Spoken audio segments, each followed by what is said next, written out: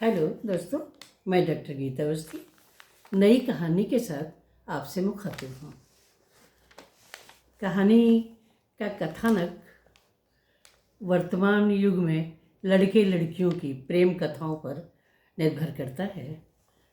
कहानी प्रस्तुत करती हूँ। बदलाव शीर्षक है। घुटने के दर्द के कारण सीढ़ियाँ चढ़ना मुश्किल हो रहा था, लेकिन घड़ी की सुई दोपहर के ठीक 12 बजा रही थी।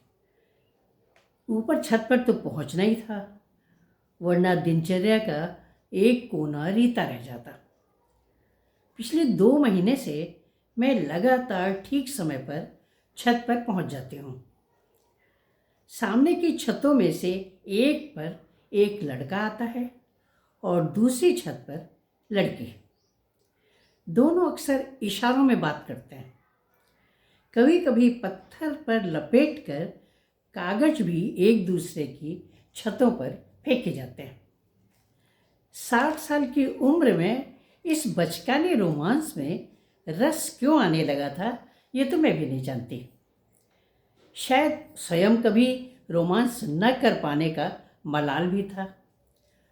माँ बाप ने छोटी सी उम्र में दुल्हन बनाकर ससुराल भेज दिया था। शादी का 1 माह बाद ही मेरी कमर में चाबियों का गुच्छा लटकने लगा था।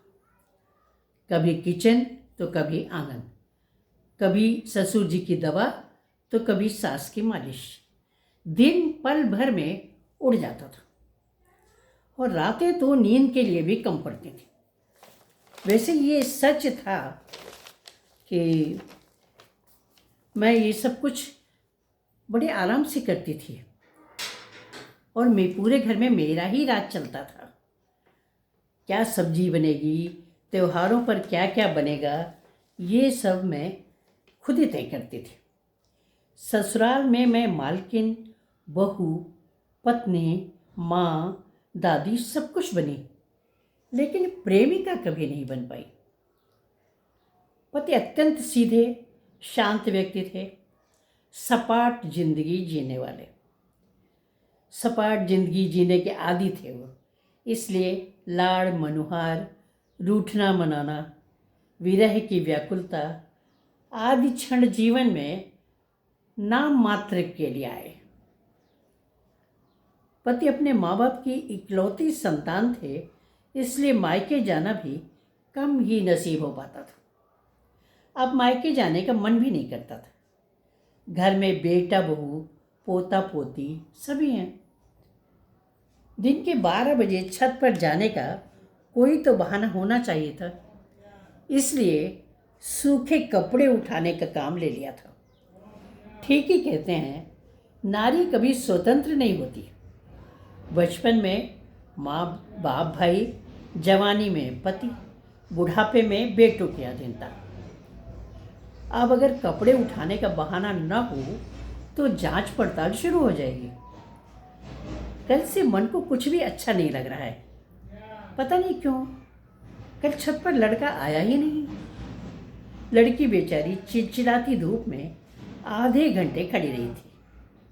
उसके निराश थके पांव उसके मन की बेचैनी को बयां कर रहे थे। मुझे भी खाली खाली सा लग रहा था। शाम को बेकार ही छत का एक चक्कर लगा आई थी। बहू ने कहा था, पाँव की सूजन बढ़ जाए तो कराना मत। कह देती हूँ, मन ने निर्णय स्वीकार कर लिया था। अगले दिन पति को खाना व बेटे को ऑफिस रवाना करना तक कठिन लग रहा था। बेटे के जाते ही पति को अखबार पकड़ा दिया था। पढ़ते पढ़ते सो जाने की आदत थी। डर था कहीं बीच में पानी ही न मांग बैठे। जैसे तैसे 11:30 बजे थे और मैं ऊपर चढ़ गई थी। शायद लड़की से ज़्यादा इंतज़ार मुझे था। लड़की छत पर बेचैनी से टहल रही थी। थोड़ी देर बाद लड़का भी छत पर आ गया था। लड़की के साथ साथ मैंने भी राहत की सांस ली थी। धूप के बीच बीच बादल भी आ जाते थे। हवा चल रही थी, इसलिए मौसम में तल्खी नहीं थी। सामने देखा, शायद लड़का लड़की को मनाने की कोशिश में हाथ जोड़ रहा था। ठीक से दिख नहीं रहा था। फिर भी मुझे हंसी आ गई थी। चश्मे का नंबर बदल गया है, शायद नया लेना पड़ेगा जल्दी ही। बड़ी भाभी आ गई थी और मेरी दिनचर्या अस्त व्यस्त हो गई थी। सवेरे का खाना ही 12 बजे तक नहीं निपट पाता था और फिर उन्हें अकेला छोड़कर छत पर जाना तो असंभव ही था। एक सप्ताह बड़ी मुश्किल से कटा था। पता नहीं क्या क्या हुआ होगा। कभी कभी खुद पर हंसी आती थी।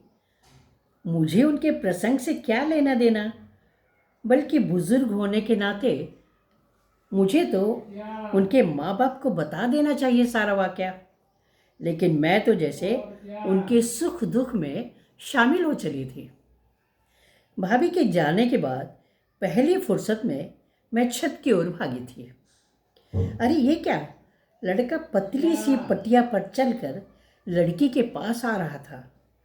हे भगवान, उसकी रक्षा करना, कहीं गिर न जाए। लड़का लड़की को समझा रहा था और लड़की रोए चली जा रही थी। पता नहीं उन दोनों के बीच ऐसा क्या हो गया है। कुछ खास ही होगा, वरना इतनी पतली सी पटिया पर चलकर लड़का खतरा मोल न लेता। दिन भर वो रात तक बेचैनी बनी रही थी कि पता नहीं दोनों क्यों परेशान हैं। अगली दोपहर में छत पर गई थी, पर उन दोनों में से कोई भी नहीं आया था। हो सकता है उनकी तबीयत खराब हो या उनमें आपस में झगड़ा हो गया हो। बात जो भी रही हो, पर मुझे दिन का वो समय रीता रीता सा लगने लगा था। कुछ दिन बाद मैं भी सामान्य होने लगी थी कि दोपहर को अचानक बारिश आ गई थी और मुझे सचमुच कपड़े उठाने जाना पड़ा था। मेरे चेहरे पर चमक आ गई थी। सामने छत पर लड़का व लड़की पास पास खड़े थे। शायद लड़का फिर पटिए पर चलकर आया था। लड़की कुछ ज़्यादा ही सजी संवरी लग रही थी। लड़के ने लड़की के सिर पर साड़ी का पल्ला ढक दिया था। वो 2 पल उसे निहारता रहा था। कुछ देर बाद लड़की वापस चल दी थी, पर लड़का वहीं खड़ा रहा था। मैं भी भीग कर नीचे आ गई थी। शायद तन व मन दोनों ही भीग गए थे। सुबह सामने वाले घर से एक सज्जन शादी का कार्ड देने आए थे। पता नहीं लड़की की शादी किससे हो रही है। मैं तो उस लड़के का नाम भी नहीं जानती। हे भगवान, कहीं वो दोनों जुदा होने तो नहीं जा रहे। मन में शंका उपजी। 1 सप्ताह बाद सामने वाले घर में सजावट हो रही थी। लड़की की शादी होने जा रही थी। मेरा मन आशंकित था। उन दोनों के मन पर क्या गुजर रही होगी। ईश्वर करे वो लड़का ही दूल्हा बनकर आए। लेकिन लड़के के घर के सामने तो वीरानी छाई थी। रात को शहनाई की आवाज़ के साथ बारात के ढोल नगाड़े की आवाज़ भी सुनाई दी। मैं दूल्हा देखने के लिए उत्सुक थी, इसलिए छत पर चली गई। बहू और बेटा शादी में गए थे। बारात आई थी। दूल्हा कोई और ही था। मेरा मन दुखी हो गया था। बच्चों ने अपनी कल्पना की दुनिया बसाई होगी। सब कुछ उजड़ गया था। पता नहीं लड़के पर क्या बीत रही होगी। लड़की के आंसू तो दुल्हन के जोड़े में छिप जाएंगे, मगर लड़का क्या करेगा। अचानक सामने नजर गई थी।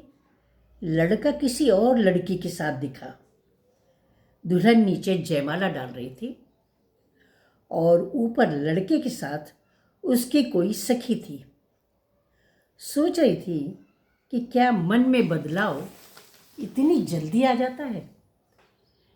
नई पीढ़ी भी क्या क्या गजब ढाती है।